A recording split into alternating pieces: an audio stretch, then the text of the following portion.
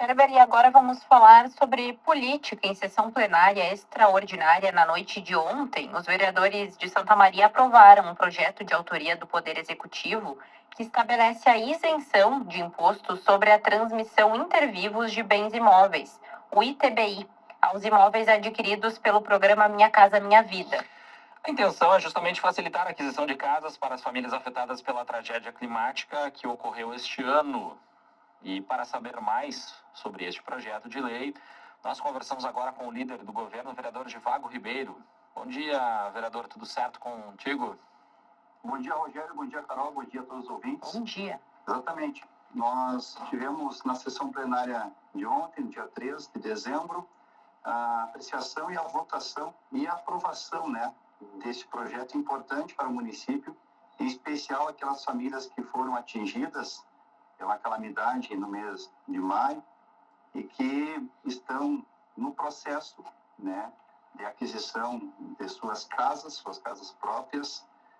Essas mesmas já se encontram no aluguel social, programa do município de Santa Maria, e que, por meio da lei que nós aprovamos ontem, vai então dar as condições técnicas e jurídicas também para que haja esta isenção do ITBI, uma vez que os recursos utilizados, parte dele também do programa Minha Casa Minha Vida, e a necessidade, então, desta alteração da lei orçamentária que nós aprovamos em 2023, ainda para o exercício de 2024. Por isso que nós tivemos esse trâmite acelerado para que nós pudéssemos, ontem, em sessão extraordinária, aprovar, então, esta isenção do ITBI, o Imposto sobre a Transmissão de Imóveis, então, para que nós conseguíssemos auxiliar por meio do que é a competência do Poder Legislativo, por meio de uma legislação que foi ofertada pelo Poder Executivo, de maneira que isso possa dar ainda mais agilidade nesse processo. Até então, essa transmissão de bens, vamos falar claramente, de casas adquiridas pelo Minha Casa Minha Vida, elas não eram isentas do pagamento desse imposto, vereador?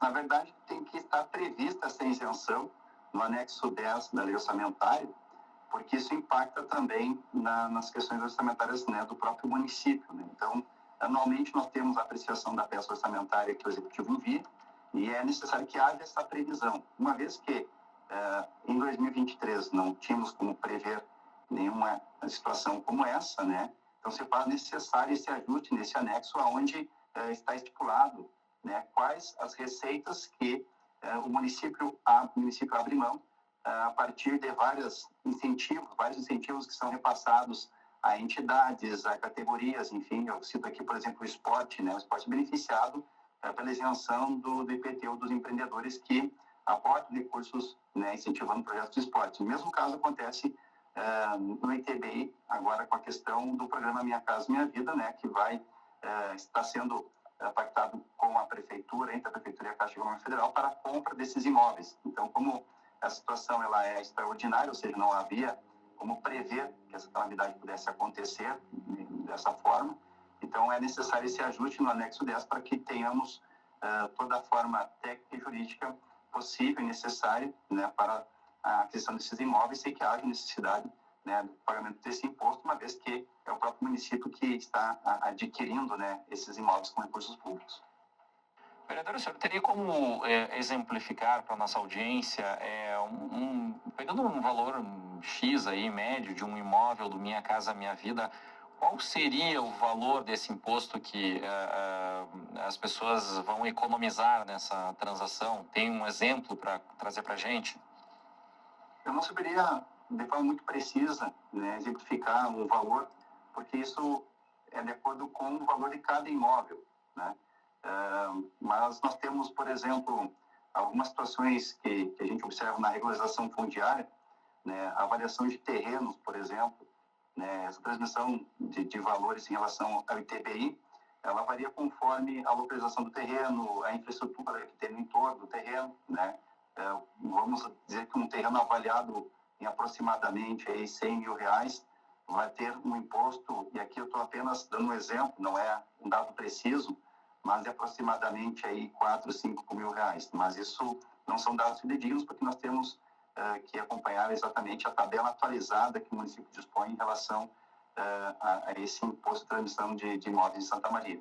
Mas essa isenção ela é importante no sentido de que, além, obviamente, de acelerar o processo, por isso que a lei era necessário que fosse votada ainda neste ano, né, garante para aquelas famílias que estão nessa expectativa, né, para a aquisição das suas casas, que já estão tramitando, inclusive, seus pedidos e sendo avaliados pela Caixa Econômica Federal, para que tenhamos aí, no início do próximo ano, já no final deste ano também, né, novos imóveis sendo adquiridos e famílias sendo realocadas em locais seguros, né, e tendo aí a sua dignidade restabelecida dentro da sua própria casa, num lar novo, um lar que elas estarão escolhendo, já estão escolhendo, de acordo com os critérios adotados pelo município e dos valores que estão destinados para esse fim. Certo, vereador. Importante a gente esclarecer. Então, é uma iniciativa, um projeto dedicado especificamente às pessoas, às famílias afetadas pela calamidade pública, né? Ocorrida entre abril e maio. E aí eu já aproveito para perguntar, tem alguma validade essa proposta, essa iniciativa? Ela está dentro da lei da peça orçamentária, ela passa a estar dentro da peça orçamentária, então, vigente em 2024, ou seja, a lei que nós aprovamos em 2023 para o exercício de 2024, a alteração do anexo, então, onde nós temos essa despesa, ou melhor, o município abre mão, né, desta receita, a validade, como está exposto na própria minuta da lei, né, é para que até que se atenda, né, toda a necessidade de aquisição desses imóveis, né? Já são cerca de 21 milhões disponíveis pelo programa de aceleração do PAC, né? Porque o município também conseguiu fazer este ajuste para utilizar esses recursos para aquisição de imóveis, uma vez que a construção de imóveis demandaria um tempo ainda maior, né? Então, a vigência nesse sentido é para que seja possível a aquisição desses imóveis para atender especificamente, como você disse, Carol, o público, né, que está já no cadastro do aluguel social e que agora vai migrar, então, para esse novo formato que é a compra assistida, né, um programa do município, né, com recursos também que são incentivados por meio do governo federal. Para ter esse benefício, então, tem que comprovar que a família foi realmente atingida pelas enchentes, não é para todo mundo. Na verdade, elas já estão cadastradas, já estão no aluguel social, e agora estão apenas migrando para o sistema da compra assistida, né? Isso foi pactuado ainda no início do processo do aluguel social. Então, esse cadastro já existe, essas famílias já estão nesse cadastro e agora encaminhando, né, a compra dos imóveis junto às imobiliárias que estão oferecendo esses imóveis e, obviamente, ao cadastro que está sendo gerenciado pela Caixa Econômica Federal. Então, essas pessoas já estão, digamos assim, habilitadas, né, no seu cadastro, nos cadastros que foram homologados pelo município, pela Secretaria de Habitação, também com o apoio da Secretaria de Desenvolvimento Social, para que agora, então, possa avançar para essa fase da aquisição dos imóveis. Tem como impactar, tem como calcular o impacto que isso vai trazer aos cofres públicos do município, vereador? É possível, nós temos esse dado também consta no anexo, não sei precisar agora o exato número desse impacto, então precisaria consultar aqui no sistema, mas na verdade, como o recurso ele é público, é o próprio ente público, né, que paga, né? Então essa isenção, ela, uma vez estabelecida, né, dentro desse cálculo, ela praticamente não era um recurso que o município contava, né? Até porque essa transição normalmente é entre particulares, né? Na aquisição do imóvel feito pelo próprio município, né, é por óbvio que não há essa necessidade, então, do próprio município pagar o imposto a ele mesmo, né? Então, por isso que essa isenção, ela se faz oportuna nesse momento, né? E por isso nós aprovamos de maneira extraordinária ontem uma sessão, porque entendemos, né, essa necessidade e as famílias têm pressa nesse sentido, né? Porque vão ter a garantia de estarem num imóvel próprio, né? Estabelecendo a dignidade das suas famílias. por falar em sessão extraordinária, eu vou passar aqui para um outro assunto. Ontem também foi pauta da sessão, né, outras fontes de recursos para que não se precise mexer no orçamento de 2025, não se tenha que tirar fontes de recursos do IPASP, né, o Fundo de Previdência dos Servidores, para as emendas impositivas dos vereadores. Quais alternativas que estão sendo discutidas neste momento, vereador Givago, para que não se mexa no fundo do IPASP e da onde viria essas outras fontes para se manter também essas emendas impositivas para 2025? Atualmente, desde que foram criadas as emendas impositivas, né, o município aporta recursos na reserva de contingência justamente para que todas as emendas estejam sendo destinadas, digamos assim, ou estejam apontando os valores dessa reserva, onde o município naturalmente já vinha aportando recursos para essa finalidade, né? Em conversa com o Executivo, né, nós pautamos justamente essa necessidade do Executivo apontar em qual rúbrica seria a mais adequada, digamos assim, para que os vereadores destinassem, né, os valores das suas emendas, uma vez que não seria possível, embora a lei também permita, mas não seria viável e não seria benéfico também para o município que cada vereador retirasse, né, recursos que já estão previstos nas secretarias, né, porque não é como prever exatamente, né, todos os projetos e as despesas que estão sendo, né, digamos, previstas em cada secretaria. Então, se mexer em cada rúbrica das secretarias, isso causaria também um transtorno muito grande para operacionalizar os serviços necessários, né, no ano de 2025. Então, em acordo com o município, aí, obviamente, enquanto líder do governo, mediamos esse diálogo, né, entre os blocos, principalmente o bloco de oposição, para que nós pudéssemos compor, né, a viabilidade de aportar as emendas, então, por meio dessa reserva de contingência, onde o município vai estar, onde o Poder Executivo vai estar deixando uma reserva de recursos para essa finalidade.